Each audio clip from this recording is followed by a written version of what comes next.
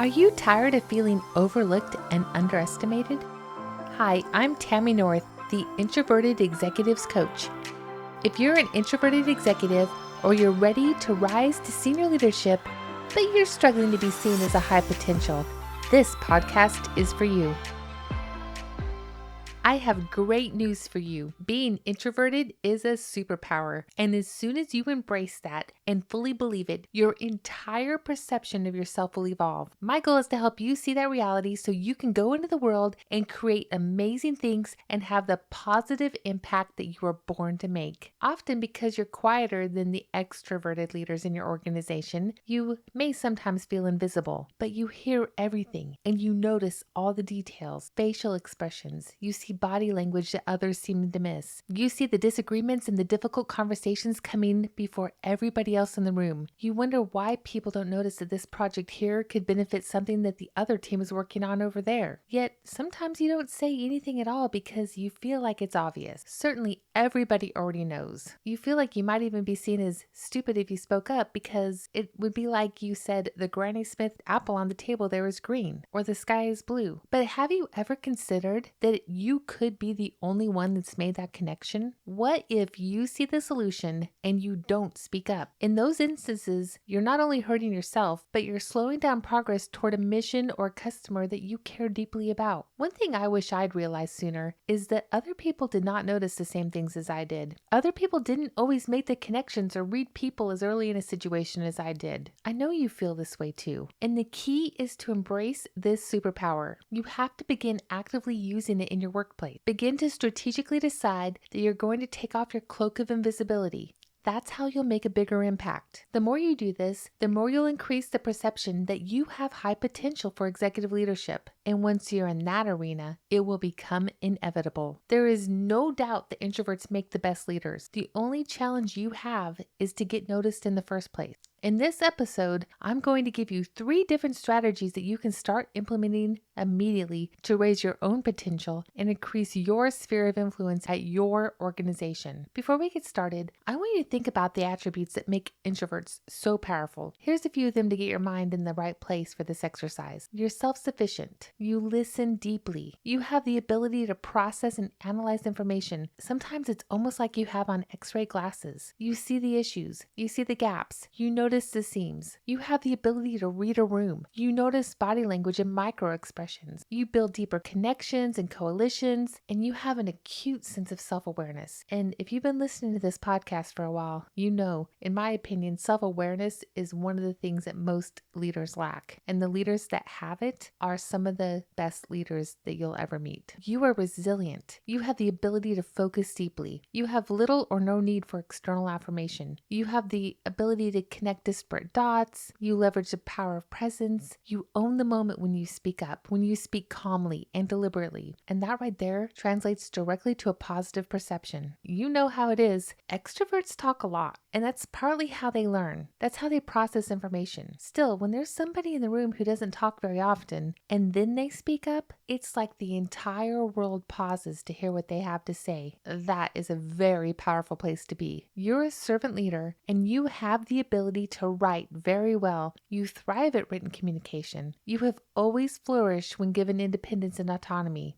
You're a deep thinker, and you enjoy helping other people win. Seriously, do you see how amazing you are? So how often have you had an idea to solve some problem that it seems everybody else knows about, but nobody's really trying to solve? Is there any chance that you're the only one with a clear solution right now? Given your superpower of written communication, that brings me to the first strategy to help you raise awareness that you're ready for high potential for more senior leadership. Strategy 1, I want you to write a white paper. This isn't very sexy, I know, but given your ability for written communication and your ability to dig deep into a problem, if you know of a problem and you have a recommended solution or maybe kind of a range of potential solutions, write this white paper and submit it to your leadership to resolve a problem that you see that everybody else seems to be missing or at least ignoring. So what is a white paper? A white paper is essentially a written document that tackles a complex issue or challenge, and it's usually used if the author is either soliciting solutions from others, or in the case I want you to use it, if you, as the author, have recommended solutions that will help help a decision maker come to a key decision point. So if you want to be seen as a thought leader, this is a very quick way to elevate your position in the mind of other leaders in your company. This is where you use your own ability to notice things that nobody else sees, and to make connections that others miss. First of all, most people will simply not take the time to write up the background of an issue. Even if they see the solution, even if they see the connections, most people will not actually take this time to write a white paper, because then it requires research. You have to identify resources, timelines, technical details, whatever it's going to take to resolve the issue. And if you see a connection between two areas of the company, okay, and let's say your solution includes a connection between two different areas of the company, you can make the business case in this paper that your solution could accomplish two different key missions while aligning resources. And in a moment like that, you could actually save the company a lot of money.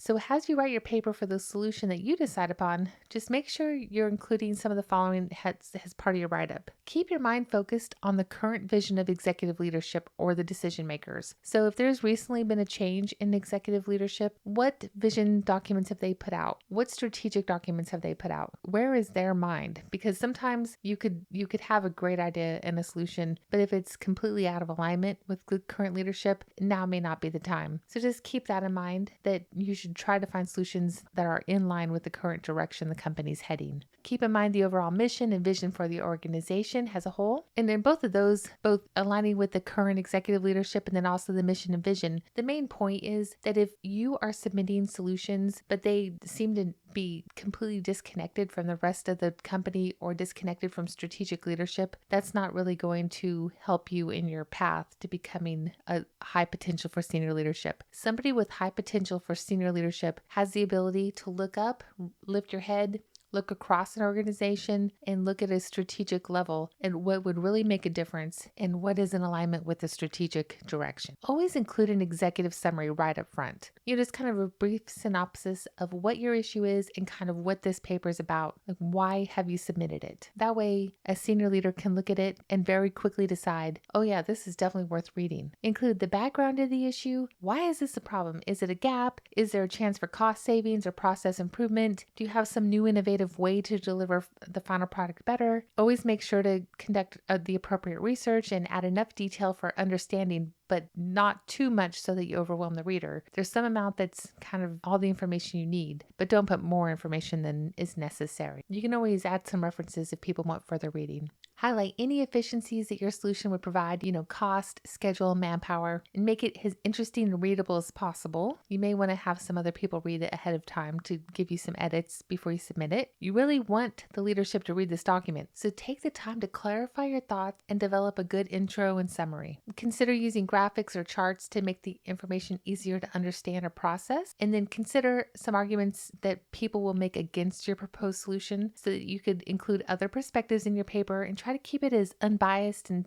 just fact-based as possible. And then offer your proposed solution or a range of possible solutions. There might be like the best solution of all, but that's expensive or very unlikely. So you might have a secondary solution that would probably meet the need, but maybe it's not the most ideal solution. So give them a couple options if there are a couple of options available. Include pros and cons with those options, and then that right there will help leadership make a decision. So why does something like writing a white paper work to raise your high potential for visibility for senior leadership? Well, as already stated, most people will never take the time to propose a well thought out solution to leadership. Many people will not be brave enough to submit a paper. Some people would never take the time to write such a paper. And many people when they find something is wrong and when they have decided that there's some issue within the company, many of them will just go over to the proverbial water cooler and just complain about it. Those people aren't writing any white papers. So if you're going to be the one to have the thought, to do the research, to make the connections, and to write the paper, you're going to be the one that gets noticed. Even if leadership decides not to approve your idea for one reason or the other, and there could be all kinds of reasons, they'll still notice that you're a person who's trying to make the company a better place. You have the ability to communicate, you organize your thoughts, and you're willing to propose solutions rather than quietly complaining to others. You're not normal. At that moment, you instantly become a cut above. Okay, strategy number 2 is is to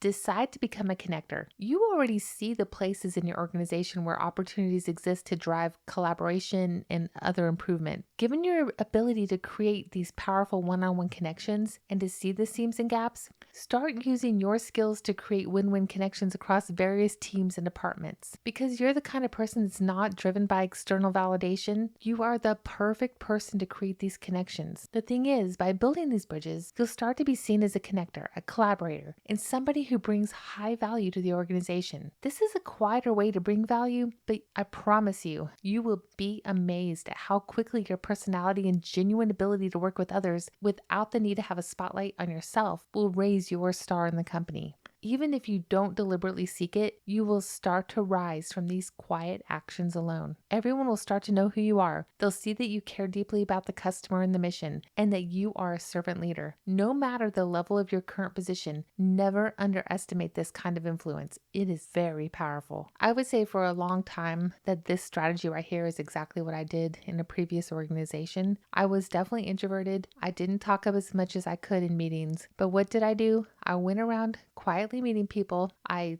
wanted to solve problems, so it was sometimes out of my comfort zone, but I would realize, oh, in order to make this happen, I need to meet this person. So I would just set up a meeting with that person. I need to meet with you. We need to talk about this project and how it relates to your project. And then these little quiet meetings when we were working together to solve problems, we became partners. And then when I would move on to a different issue, I would find a new partner to solve the problem with. And over time, I ended up with friends all across my organization. And now a lot of my friends that worked with me in those situations are all leaders now as well. And that's just how it works, because they were the kind of people that would collaborate and solve problems. And so was I. And those people are typically the people that rise up to the top. So it might not seem obvious, but definitely be one of the people who's willing to go out and meet people and make connections. It's a beautiful thing. Okay. And strategy number 3 for increasing executive leadership potential is a baby step, but I think this is a really important one, and it's one that many introverts struggle with, is commit to speaking up more often, especially when you have valuable insight that everybody seems to be missing. You do show your value in so many ways, yet often you're relying on your written word or your deep analytic skills, but I also want you to learn to sharpen your ability to share your expertise in the moment. In group settings like a staff meeting, make a plan and decide that you will speak up when you have that nagging voice, when you think they're missing the whole point. Yeah, they probably are. And you're the only one that notices. So when that happens, and it usually happens about once every couple meetings, speak up. That's your moment. Something that seems perfectly obvious to you might actually be eluding everybody else, and that's okay. They have different superpowers than you. This is a good habit goal for the new year.